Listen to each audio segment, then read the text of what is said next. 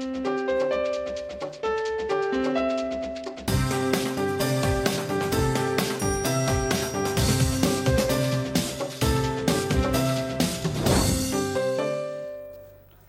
And welcome to ذرا ہٹ کے. آج سعودی وزیر خارجہ عادل بن احمد الجبیر پاکستان آئے اور چند گھنٹوں کے طوفانی دورے کے بعد واپس چلے گئے. انہوں نے سب سے پہلے آنے کے بعد راولپنڈی میں army chief general Raheel Sharif سے ملاقات کی, اس کے بعد وزیر اعظم نواز شریف سے ملے اور اس کے بعد آخر میں مشیر خارجہ سرتاج عزیز سے ان کی بات چیت ہوئی, جس میں دو اہم ایشوز جن کے بارے میں بہت بات ہو رہی تھی پاکستان میں بھی اور ہر جگہ. پہلا ایشو تھا سعودی عرب کی سربراہی میں بننے والا جو 37 ملکی الائنس ہے, اس کے بارے میں کہ پاکستان اس میں کیا رول پلے کرے گا. تو پہلے سن لیجئے کہ سرتاج عزیز نے اس بارے میں کیا کہا. یہ انہوں نے ظاہر ہے واضح کیا کہ یہ ایک والنٹری ہے, ہر ملک خود فیصلہ کرے گا کیا کس چیز میں ہوگا. تو اس میں ظاہر ہے کہ بعض چیزیں تو بالکل عام ہیں کہ جس میں ہم ہو سکتے ہیں, مثلا ٹریننگ ہے, کیپیسٹی بلڈنگ ہے, انٹیلیجنس شیئرنگ ہے, اور جو کاؤنٹر نیریٹو جسے کہتے ہیں کہ جو اس وقت اینٹی ایکسٹریمزم کے خلاف ایک کاؤنٹر نیریٹو کی ضرورت ہے کہ آپ صحیح پیغام پہنچائیں کاؤنٹر انسرجنسی کا. جی جناب, یہ بات کی اور ساتھ ہی سرتاج عزیز صاحب نے کہا کہ ماہ کے آخر میں تمام اس اتحاد میں شامل ممالک کے وزرائے دفاع سعودی عرب میں جمع ہوں گے اور اس اتحاد کی عملیات کو جو ہے ایک عملی شکل دیں گے, تاکہ اس کا جو بھی کس ملک کی کیا ذمہ داری ہے. آپ نے سن لیا سرتاج صاحب کہہ رہے تھے کہ یہ والنٹری ہوگا اس اتحاد میں شامل ہر ملک پہ کہ وہ کیا کرنا چاہتا ہے. اس کے علاوہ بات ہوئی ایران اور سعودی جو ٹینشن چلی ہوئی ہے اس پر سرتاج عزیز نے کہا کہ پاکستان کو اس پر تشویش ہے, پاکستان اس کا ایک سیاسی حل چاہتا ہے, اور اسی سلسلے میں 3 ماہ کے بعد اپریل میں OIC کا اجلاس ہو رہا ہے. آپ OIC کا نام تو جانتے ہی ہوں گے, نام تو بلکہ سنا ہی ہوگا, اتنی وہ فعال ہے. تو وسعت صاحب آپ نے سن لیا سرتاج صاحب کہ آپ کو سوالات کے جوابات مل گئے, لیکن ایک چیز ضرور بتاؤں کہ ہم جب تک یہ پروگرام شروع نہیں ہوا تھا ہم ٹویٹ کا ایک ویٹ کر رہے تھے کہ راولپنڈی میں جو جنرل راحیل شریف سے ملاقات کی ہے سعودی وزیر خارجہ نے, اس بارے میں بھی کوئی اطلاعات آ جائیں, لیکن ابھی تک کچھ نہیں آیا. جیسے ہی آئے گا ہو سکتا ہے ہم اپنے ریپیٹ پروگرام میں بتا دیں آپ کو. ٹھیک ہے. اچھا, مجھ سے کیا چاہ رہے ہیں آپ؟ سر آپ کیونکہ ہم بات کر رہے تھے نا کہ پاکستان کیا رول پلے کر سکتا ہے. یار دیکھو, سرتاج عزیز صاحب جو ہیں, ایک تو میں انہیں خراج تحسین پیش کرتا ہوں, کیا پیارا کھیلے ہیں وہ. ٹریننگ ان شعبوں میں تعاون ہو سکتا ہے, ظاہر کیپیسٹی بلڈنگ, اب اس کا جو بھی مطلب ہو اس میں تعاون ہو سکتا ہے, ایک اہم شعبہ ہے. انٹیلیجنس شیئرنگ پچھلے 68 سال سے ویسے تو ہو رہی ہے لیکن تھوڑی سی اور زیادہ ہو جائے گی. کاؤنٹر نیریٹو, پاکستان میں نیشنل ایکشن پلان میں ہم یہی روتے رہتے ہیں کہ یار کاؤنٹر نیریٹو نہیں بن رہا, لیکن یہ ہے کہ برادر ممالک کے لیے کاؤنٹر نیریٹو بنانے میں بہرحال پاکستان مدد کرے گا. یعنی جو معمول کے وعدے ہیں جو ذرا آپ یا آپ بھی کر سکتے ہیں کسی سے بھی نا, کہ ہم خوش اخلاقی سے ملیں گے, کھانا ساتھ کھائیں گے, چہل قدمی ساتھ کریں گے, تو اس پہ کسی کو کوئی اعتراض نہیں ہو سکتا. اگر واقعی یہی عادل الجبیر کو کہا گیا ہے تو میں اگر ان کی جگہ اپنے آپ کو محسوس کروں سعودی وزیر خارجہ کی جگہ, تو میرا نہیں خیال کہ انہوں نے طیارے میں بیٹھ کے سیٹ بیلٹ باندھی ہوگی, بغیر اس کے ہی وہ اڑ گئے ہوں گے. یہ جو ہے بیسیکلی آج بھی ضیاء الحق ماڈل فالو کیا جا رہا ہے, جو کہ بہت اچھی بات ہے. جو ماڈل انہوں نے 1980 سے 88 تک کی جو ایران عراق جنگ میں وضع کیا تھا کہ ٹائم لو, کہ پاکستان کیا خدمت کر سکتا ہے. جی ہم دو برادر ملکوں کے درمیان ٹینشن کو کم کرانے کی کوشش کرتے ہیں. بہت دکھ کی بات ہے کہ مسلمان بھائی آپس میں لڑ جائیں تو ہم حاضر ہیں. تو انہوں نے 8 سال تک یہ کوششیں جاری رکھی, حتیٰ کہ اقوام متحدہ نے آ کے جو ہے وہ جنگ بند کرا دی.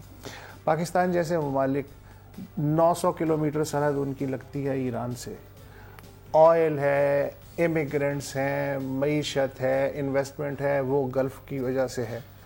تو یہ جو بیلنسنگ ایکٹ ہے اب تک تو میرا خیال ہے کہ پاکستان بہت اچھا. I agree. I think credit is due کیونکہ کچھ لوگ چاہتے ہیں کہ سعودی عرب کے ساتھ بالکل ہی ترک تعلقات ہو جائے. ایسا ہو نہیں سکتا. ہسٹوریکل ریلیشنز ہیں, ان کو آپ نے رکھنا ہے, بیلنسنگ ایکٹ رکھنی ہے سبھی کے ساتھ رکھنا. اچھا, اب یہ جو بیلنسنگ ایکٹ ہے یہ اور بھی پریز وردی ہے, کیونکہ آج کل بالکل جارج بش کے امریکہ کی طرح سعودی بھی ود اس اور اگینسٹ اس والے موڈ میں ہے, اور یہ واضح ہے. آپ دیکھ رہے ہیں کہ پورے مشرق وسطیٰ میں لائنز ڈرا کی جا رہی ہیں.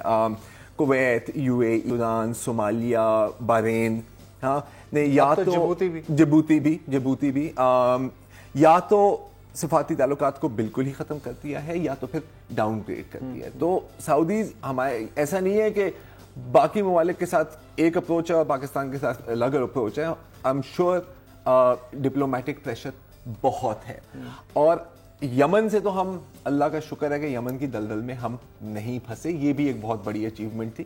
تو اب یہ جو کتنی رکنی الائنس ہے یہ 34 سرتاج صاحب نے کہا 37 رکنی. اچھا, اتنا پلس مائنس ہوتا رہتا ہے کہ دو ممبرز نے اس نئے واٹس ایپ گروپ کو شاید جوائن کر لیا. میں ابھی اسٹیٹس دیکھتا ہوں ممبرز کتنے ہیں اس کے اندر, لیکن بہرحال لیبنان اور انڈونیشیا. ہاں, اب کوئی لوگ یہ بھی کہہ رہے تھے کہ جی یہ دیکھیں بالکل آپ پہ سعودی کو کیپیٹولیٹ کر دیں. نہیں یار, خدا کا خوف کرو, ایسا نہیں ہے. اور جتنا ہم بیر منیمم دے سکتے تھے اس میں ہم دے رہے ہیں. مجھے پتہ ہے کیا یاد آ رہا ہے, مجھے یاد آ رہا ہے جب آپریشن ڈیزرٹ اسٹارم ہوا تھا, ٹھیک ہے, 1990 میں. جی ہاں 1990 میں. تو دوبارہ پاکستان کو کہا گیا تھا کہ آپ فوج بھیجیں. پاکستان کہا ہم بالکل فوج بھیجیں گے, لیکن ہم عراق کی سرحد پر فوج نہیں بھیجیں گے. ہم آپ کے یمن کی جو سرحد ہے, کیونکہ یمن اس وقت زیادہ کلوز تھا, دمام وغیرہ, ہاں وہاں کہ آپ اپنی فوج جو وہاں سے فری ہو جائے گی وہ وہاں بھیج دیں, کیونکہ دیکھیں مسلمان سے لڑے ہمیں اچھا نہیں لگتا. اس کی بھی نوبت نہ آتی اگر جنرل اسلم بیگ جذباتی نہ ہو جاتے. جذبات میں کہہ دیا صدام حسین جو ہے وہ مسلمانوں کی جنگ لڑ رہا ہے تو اس کے وجہ سے, ہاں جس سے ویسے جنرل اسلم بیگ کی ملٹری کیپیبلٹیز بھی کافی سامنے آ جاتی ہیں. بڑی آکورڈ پوزیشن ہو گئی تھی. یہ کہ in the end we should commend. اور دوسرا, آپ دونوں نے ایک بات کی تھی کہ پاکستان کی جتنی ایکسپیرینس ہے کاؤنٹر ٹیررزم کا, تو اگر وہی ہم سعودی عرب کے ساتھ شیئر کر لیں تو میرے خیال میں بہت بہتری ہو جائے گی. اور یہی بات جو ٹریننگ کیپیسٹی بلڈنگ اور سعودی کیڈٹس کی یہاں ریگولر ٹریننگ تو ہوتی ہے, کاکول وغیرہ میں آتے ہیں. نہیں سر, کیڈٹس کی ٹریننگ ایک اور بات ہے, اور بالکل جنگی مشقیں بھی ہوئی ہیں, بے شک ہوتی ہیں, اسپیشل سروسز گروپ اگین وہ زیادہ کنونشنل ہے, لیکن پھر بھی اس پر توجہ دے سکتے ہیں, توجہ دینی بھی چاہیے. ہاں, ٹیکنیکل سپورٹ پاکستان دے سکتا ہے, اس میں کوئی حرج بھی نہیں. نہیں بالکل, اور ہونا بھی چاہیے. لیکن ٹویٹ کا ویٹ کر لیتے ہیں. ٹویٹ کا ویٹ کر لیں گے. مجھے آپ کو ٹویٹ کا ویٹ ہے, مجھے یہ ویٹ ہے کہ اگلے ایک آدھ ہفتے میں ایرانی وزیر خارجہ جواد ظریف صاحب بھی اسلام آباد تشریف لائیں گے, وہ بھی ہلو ولو کریں گے ضرور, مجھے ایسا لگ رہا ہے. چلیں, جب تک اس سے پہلے میرے خیال میں ہمارے پاس ویکینڈ پہ اتنا ٹائم ہوگا کہ ہم منور ظریف کی 2-4 فلمیں دیکھ لیں. تو فی الحال بریک کا وقت ہوا ہے, بریک کے بعد آتے ہیں. تو ذرا کراچی میں جو جاری کشمکش ہے اس پر بات کرنی ہے, ہمارے ساتھ رہے گا.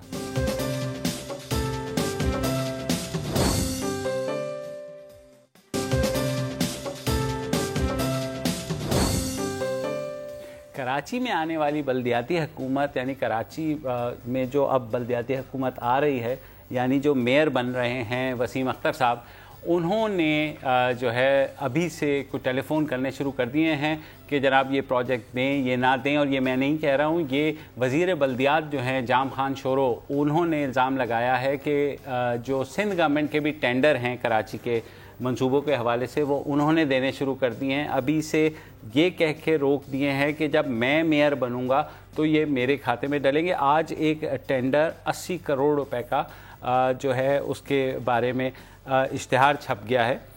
تو اس کے بارے میں وزیر بلدیات نے کہا, ہاں, روڈ ایکسپینشن ملیر سے لے کر کے قائد آباد تک جو ہے, یعنی ایئرپورٹ کی طرف سے لے کے جو ٹورڈز دی نیشنل ہائی وے, جو موٹر وے ایونچولی بنے گی, وہاں تک جو سڑک ہے اس کا ٹھیکہ تھا. سندھ حکومت کا یہ کہنا ہے کہ جناب یہ تو ہمارا منصوبہ تھا, تو آپ کیسے جو ہے نا کر کے روک سکتے ہیں. جبکہ دوسری طرف سے یہ کہا جا رہا ہے کیونکہ میئر آ رہا ہے تو وہ, اور میئر الیکٹ ہے, تو یہ اس کی اب ذمہ داری بنتی ہے. تو اس پہ جو ہے ایک کنٹروورسی جن ہو گئی ہے. روکا کیسے جا رہا ہے, مطلب ابھی وسیم اختر صاحب نے اختیار تو نہیں لیا, تو اگر میں صحیح سمجھ رہا ہوں تو وہ کیا پریشر ڈال رہے ہیں, پریشر ڈال رہے ہیں, میں آؤں گا تو پھر آپ کی, یہ وزیر بلدیات کا الزام ہے کہ وہ پریشر ڈال رہے ہیں.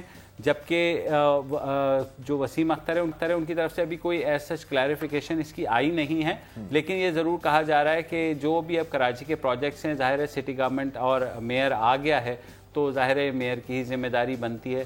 لیکن جو اختیارات کی بدتیسی ہے بلدیاتی اداروں کے منہ سے، وہ تو پہلے ہی نکال لی گئی ہے، تو اب پوپلے منہ سے کیا خطرہ ہے حکومت سندھ؟ پتہ نہیں، وہ یہی جام خان شورو نے کہا ہے کہ جناب یہ جو ہے کے ایم سی وہ تو سندھ گورنمنٹ کے ہی انڈر رہے گا. اب وہ بھی کوئی کانٹروورسی ہے. اختر صاحب کی جو اہلیہ ہیں وہ بھی شاید کے ایم سی میں ڈائریکٹر ہیں، لیکن یہ کہا جا رہا ہے کہ وسیم اختر صاحب خود مبینہ طور پر انہیں کالز کر کے یہ پروجیکٹس جو ہیں رکوائے ہیں.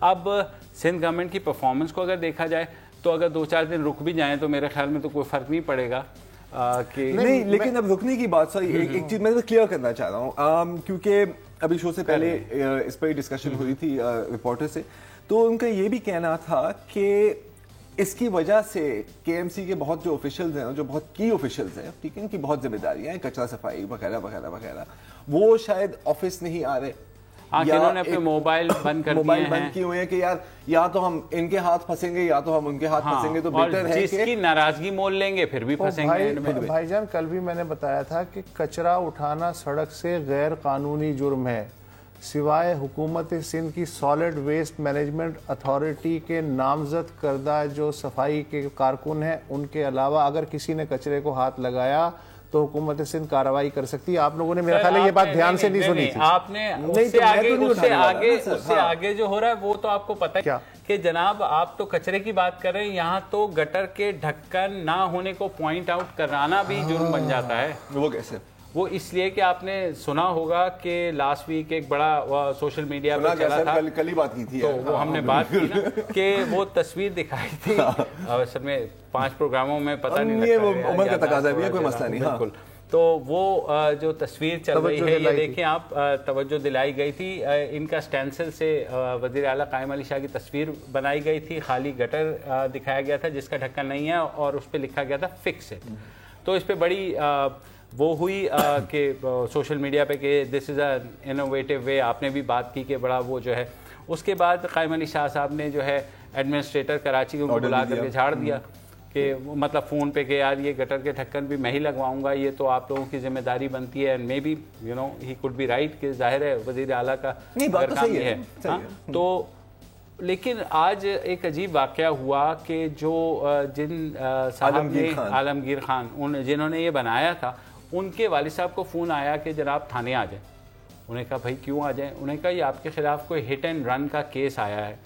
تو میرے خیال میں وہ پہلے سمجھے کہ شاید یہ انہوں نے سلمان خان کے گھر ملا دیا ہے، کیونکہ وہ ہٹ اینڈ رن کیس تو سب سے مشہور انہی کا چل رہا ہے. لیکن پھر بھی انہوں نے کہا کہ بھائی میرا کوئی ہٹ اینڈ رن کا معاملہ نہیں ہے. تو یہ ہوا، پولیس نے 1 نہیں 2 نہیں بلکہ 6 مقدمات درج کر لیے جن کی تفصیلات بھی ابھی تک جاری نہیں کی جا رہی ہیں. عالمگیر کے خلاف جس نے کنفرم ہے یا یہ ابھی عالمگیر خان کا کی سٹیٹمنٹ ہے؟ نہیں، یہ خبروں میں بھی آ چکا ہے کہ کیس درج. خبروں میں آنے سے کوئی چیز کنفرم نہیں ہوتی، آپ کو بھی پتہ ہے. ایف آئی آر کی کاپی نظر آئے گی تو پھر ہم بات کر سکتے ہیں. صحیح بات ہے، لیکن اس کی تفصیلات لینے کا وعدہ آپ نے کیا تھا. اب آپ مجھے میں نے ایسی کوئی بات نہیں کی تھی یار، لیکن میں کہا تھا میں نے تو کل کی بات کی تھی. کیا مقدمہ بغاوت بنایا ہے کیا؟ ہاں پتہ نہیں کیا بنایا. 80 کروڑ پہ واپس آئے. تو یار اب مسئلہ کیا ہے کہ سب چاہتے ہیں کہ ہمارا اس میں کوئی حصہ ہو، اور اگر ایسا ہے ایسا نہیں ہے، ایسا نہیں، سب ایماندار ہیں. آپ کو پتہ ہے ایمانداری مطلب کرپشن کا اس ملک میں کوئی ذکر نہیں ہوتا. استغفر اللہ، میں نے تو آپ کیسی بات کر رہے ہیں؟ وہ بات یہ کہ 80 کروڑ کا معاملہ ہے نا، کوئی مطلب اتنی چھوٹی موٹی رقم نہیں ہے. تو ظاہر ہے ہر بندہ چاہتا ہے کہ اس کو تھوڑے اس کے پاس رہیں تاکہ اگر ڈکیتی پڑے بھی تو تھوڑی سی رقم لوٹے، پورے 80 کروڑ نہ لوٹے، مطلب سارے پیسے ایک جیب میں نہ ہوں. تو یہ ہے کہ یا سندھ گورنمنٹ میں اس کا زیادہ حصہ لینا اپنے پاس رکھنا چاہتی ہے کہ بھائی ڈپازٹ ہمارے پاس رہنا چاہیے کیونکہ ہم بڑے ہیں. لیکن جو سٹی گورنمنٹ آنے والی ہے ان کا یہ خیال ہے کہ جناب یہ تو کوئی بات نہ ہوئی نا، ہم نے بھی تو چھولے کی ریڑیاں تھوڑی لگانی، ہم نے بھی کام کرنا ہے شہر کے لیے. اور ظاہر ہے جو ماضی رہا ہے نعمت اللہ خان کا یا مصطفیٰ کمال کا، وہ تو یہی رہا ہے کہ اس شہر میں زیادہ کام جو ہے सिटी गवर्नमेंट्ट्स ने ही किया है। तो 80 करोड़ अब किसको देते हैं आप मुझे बता दें। आज वैसे भी यूएस में जो है ना 80 करोड़ पड़े हुए कहाँ हैं? सर मेरा ख्याल है वो थ्योरेटिकल 80 करोड़ हाँ, वो प्रोजेक्ट की रकम वो किसी के घर की मतलब वो फ्लोर के नीचे दबे हुए नहीं है। इतना भी आपने कि कहीं शॉर्ट सर्किट हो जाए तो जल जाए, ऐसा तो कोई खतरा नहीं है। नहीं और सर हम तीनों की ख्वाहिश तो होगी कि जल जाए। साहब करप्शन की हमारी तरफ से वो गायब भी नहीं हो सकते। सही बात है। हाँ तो आई एम सॉरी वो सर, तो यानी आपको यही काम करना पड़ेगा। अभी से उस गांव पे झगड़ा हो रहा है जो अभी बसना है। बिल्कुल बसना है, सही कह रहे हैं। तो मतलब इख्तियारात आए नहीं है, लेकिन इख्तियारात और फायदे अलफायदा की जंग जारी है और खुदा का शुक्र है कि ब्रेक भी आ गया। हाँ, ब्रेक ले लेते हैं, न्यूज़ अपडेट का वक्त है। इन बिटवीन हम ज़रा और खोज लगाते हैं कि वो 80 करोड़ पड़े हुए कहाँ हैं। आप वापस आएंगे तो हम ज़रूर बताएंगे।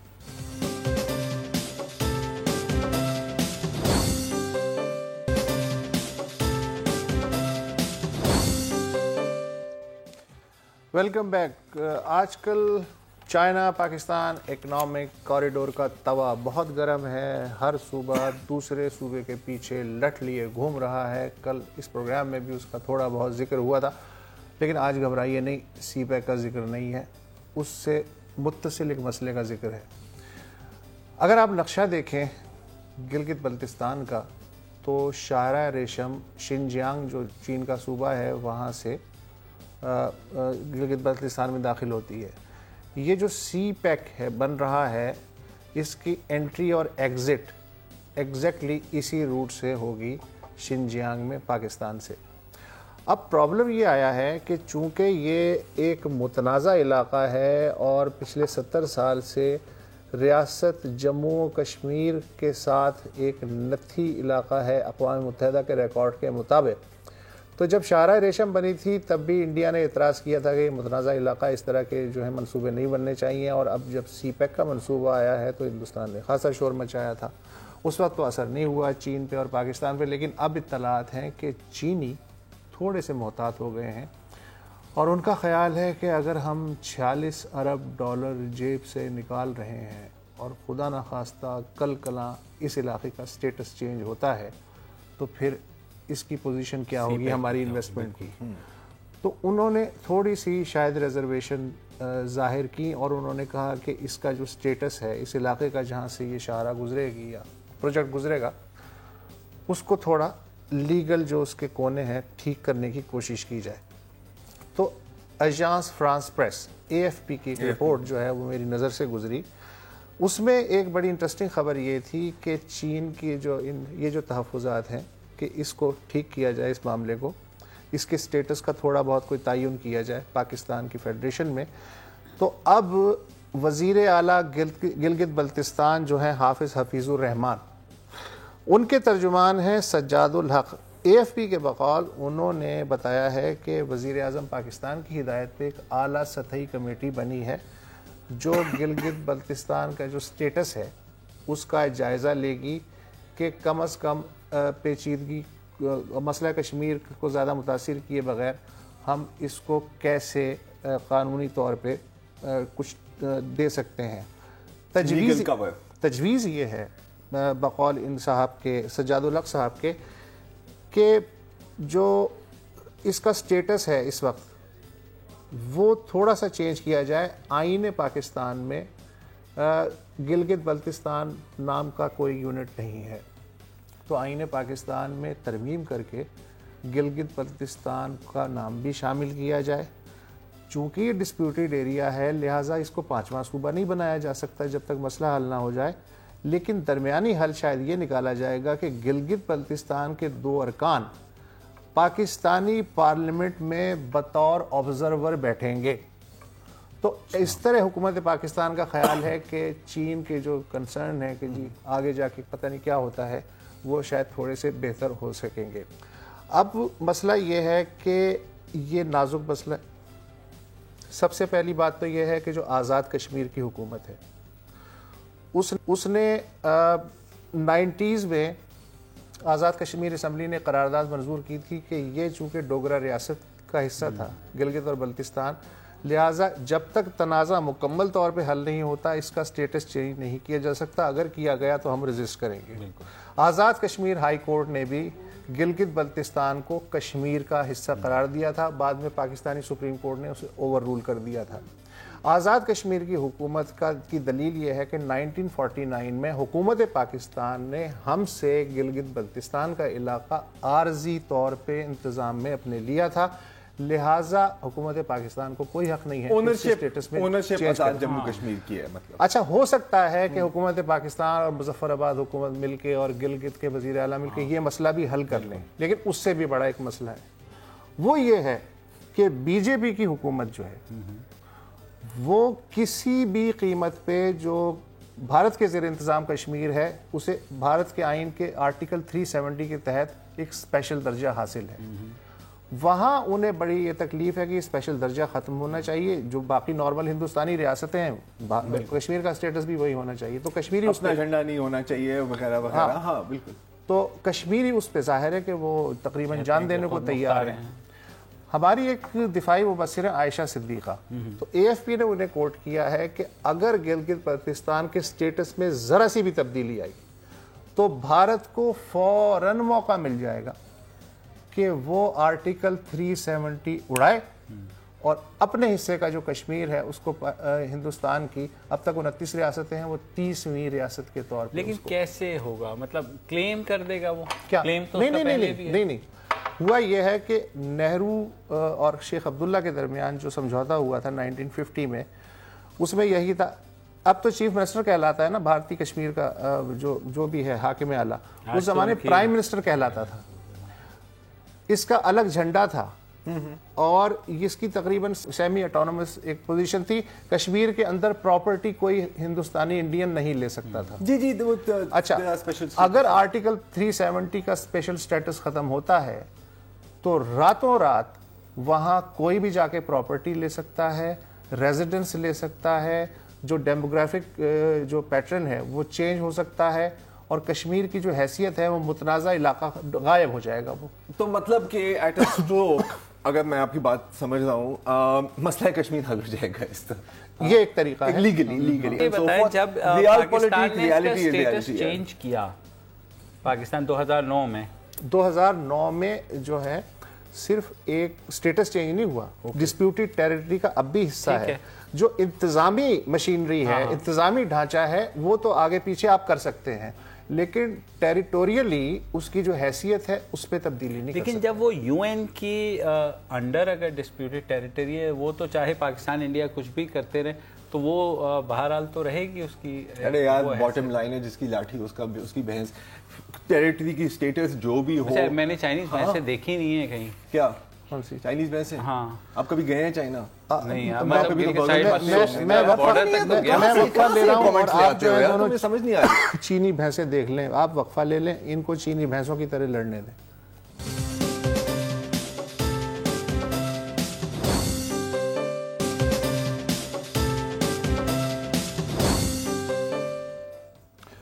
ہر صبح پاکستان کے ہر چھوٹے بڑے شہر اور قصبے میں لاکھوں بچے اسکول جاتے ہیں، کچھ ویگنوں میں جاتے ہیں، کچھ کو والدین چھوڑتے ہیں، کچھ پیدل چلے جاتے ہیں۔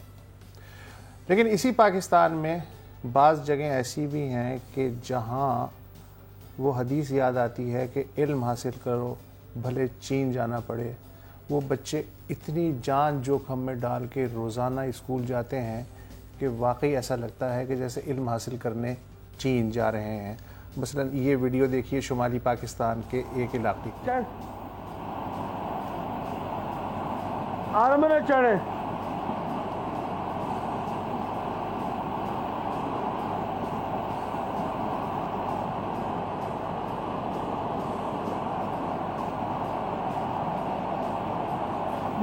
اب اس بچے کا جو اسکول ہے وہ ظاہر ہے اس ندی کے پار ہے، اس ندی کی آپ سپیڈ دیکھ سکتے ہیں، یہ صرف ایک سلپ، ایک پھسلن اور کہانی ختم۔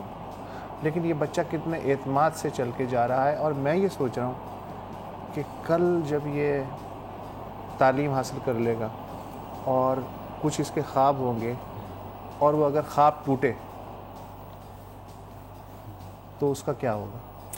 سر میں تو یہ سوچ رہا ہوں کہ جلد کل صبح جب میں بچے کہیں گے کہ یار میں نے اسکول کے لیے نہیں جاگنا تو میں ایک چماٹ مار کے پہلے ان کو یہ ویڈیو دکھاؤں کہ میں تمہیں کون سا کسی رسی کے ذریعے ندی پار بھیج رہا ہوں. ٹھیک ہے, اچھا اب آپ نے یہ ایسے کیوں سوچتے ہیں کہ اس کے خواب ٹوٹیں گے؟ یہ مطلب تو میرے خیال میں اس کے جتنی نہیں, میں نے کہا اگر ٹوٹے, ہاں اگر ٹوٹے تو اللہ نہ کرے ٹوٹے. سر یہ وہ جنریشن ہے کہ جب ان کی فیوریٹ فلم ایکٹر سے شادی کر لیتی تو پھانسی کے پھندے تھوڑا سا سیریس. اچھا سوری نہیں, چلے سیریس بات کرتے ہیں. یہ ہے شمالی پاکستان. ٹھیک ہے, اس طرح کے سینز آپ کو دنیا میں اور ملکوں میں ملیں گے. فار ایگزامپل کولمبیا, جنوبی امریکہ میں, ساؤتھ امریکہ میں.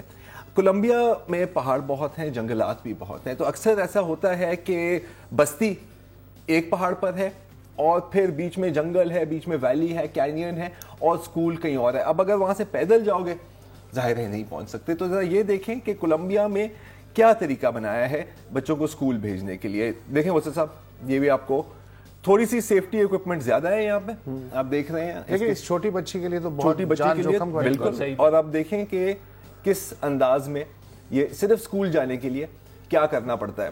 ہاں مطلب صبح آپ کو جگانے کے لیے میرے خیال اس سے بہتر اور کوئی ترکیب. اچھا, ماں کے چہرے پہ اعتماد دیکھیں اور بچی کتنے اطمینان سے, یہ دیکھیں. یہ تو بہت فاصلہ ہے. نہیں, اور اونچا کتنا ہے آپ یہ دیکھیں نا. اب آپ ایمانداری سے بتائیں مبشر, اگر تمہیں میں اس ہارنس میں ڈالوں ہاں اور کہوں کہ یار جاؤ یہاں سے گزرے, آپ کریں گے یار؟ کیونکہ میں آپ کو آنیسٹلی بتا سکتا ہوں, وہ جو پہلے والے ویڈیو میں جو بچہ کر رہا تھا میں کبھی نہ کروں. مجھے ویسے ہی پانی سے ڈر ہے اور میرا بیلنس ویسے ہی آؤٹ ہے, میں تو چلتے چلتے گر جاتا ہوں. جہاں آپشن یہ ہو کہ یا تو گھر بیٹھو یا اگر پڑھنا ہے تو پھر دریا پار کر کے جاؤ, تو پھر تو ظاہر کرنا پڑتا ہے. پتہ نہیں, میں تو پھر بھی گھر ہی بیٹھ جاتا ہوں. نہیں, اگر آپ اس علاقے میں اتنا بزدل ہوں, اگر میں اس علاقے میں ہوتا تو وہ تو اور گیم ہے. میں کی بات تو ظاہر ہے یہ اس علاقے کے بچے نا, وہاں کے معروضی حالات. لیکن مقصد یہ مقصد ان ویڈیوز کا دکھانا یہ نہیں ہے کہ ٹھیک ہے بچوں کی بہادری اور ان کی سیکریفائسز اپنی جگہ, یہ دکھانا ہے کہ بھائی جان ترقی جو ہے وہ پاکٹس میں نہیں ہونی چاہیے. جہاں بیسک چیزیں بھی نہیں ہیں بالکل ان پہ توجہ کون دے. صحیح بات ہے. مطلب آپ ٹھیک ہے کہ پکی سڑک کی جگہ موٹر وے بنا دے گا, وہ بھی ٹھیک ہے, لیکن جہاں راستہ ہی نہیں ہے, جہاں صرف رسے کے اوپر جو ہے ایکٹ کرنا ہے, ایسے کم سن بچوں کو وہاں کیا کریں گے؟ یار میں اس کو ایک اور طرح سے دیکھتا ہوں کہ جہاں راستہ نہیں ہے وہاں راستہ بنایا جاتا ہے. تو بنایا وہی تو میں بات کر رہا ہوں نا, where there is a will there is a way. اور انسانی فطرت میں یہ بات ہے کہ جب ہمارے سامنے ایک چیلنج آپ رکھ دیتے ہیں اس کو ہم اوور کم کر ہی لیں. اگر ہم ریاست نہیں ہے تو ریاست نہیں ہے بالکل, اگر ہم ریاست نہیں ہے تو آپ کو پتا ہے ہمارے یہاں 55% لٹریسی ہے نا, اس کا مطلب ہے 45% جو بچے ہیں ہمارے جو وہ اسکول نہیں جاتے. ٹھیک ہے, اس وقت جو ملینیم ڈیولپمنٹ گولز تھے اس میں جو آج کا یہ سال تھا جو گزر گیا 2015, اس میں تمام جو ممالک ہیں دنیا کے ان کو 100% پرائمری ایجوکیشن کم از کم اچیو کر لینی چاہیے تھی. ہم نے نہیں کی. ٹھیک ہے, ہم ابھی بھی اس میں کافی پیچھے ہیں, اور ملینیم ڈیولپمنٹ گولز جو ہیں ہمارے لیے وہ پھر آگے کر دیتے 3 سال کے, 3 سال میں ہی بھائی کچھ کر لو. اس کے علاوہ جو یہ تعلیم کی اوور آل صورتحال بھی آپ کو پتہ ہے, ظاہر ہے فیسیں جو پرائیویٹ سکولز کی وہ ایک الگ ایشو یہاں پر چل رہا ہے. تو تعلیم کا مسئلہ میرے خیال میں یہ ایسی انسپائرنگ ویڈیوز دیکھ کر کے آپ کو کم از کم یہ تو ہوتا ہوگا.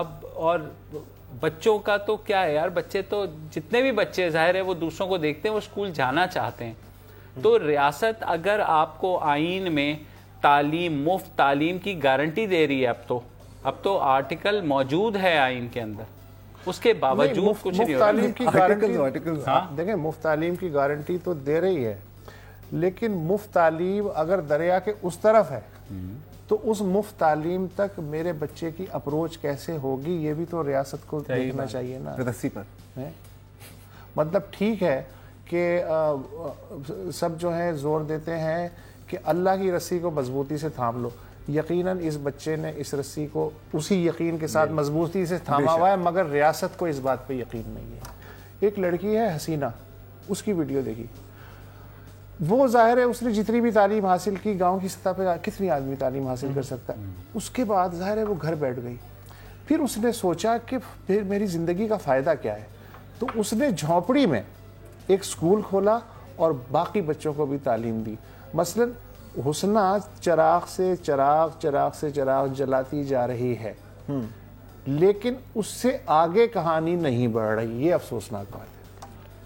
یا ہو سکتا بالکل. اور بچیوں کی تعلیم کا تو اور زیادہ مسئلہ ہے ہمارے ملک میں. جو پاکٹس کی آپ نے بات کی جو کہ لیس ڈیولپڈ ایریاز ہیں یا ریموٹ ایریاز ہیں یا قبائلی علاقے ہیں, وہاں تو بالکل ہی بچیوں کی پڑھائی کے اوپر توجہ نہیں دی جا رہی. بہرحال یہ دس از ان اینڈنگ ڈبیٹ میرا خیال ہے. بالکل. آج کے لیے اتنا ہی. اجازت دیجیے, کل آپ کی فون کالز کے ساتھ ملاقات ہوگی.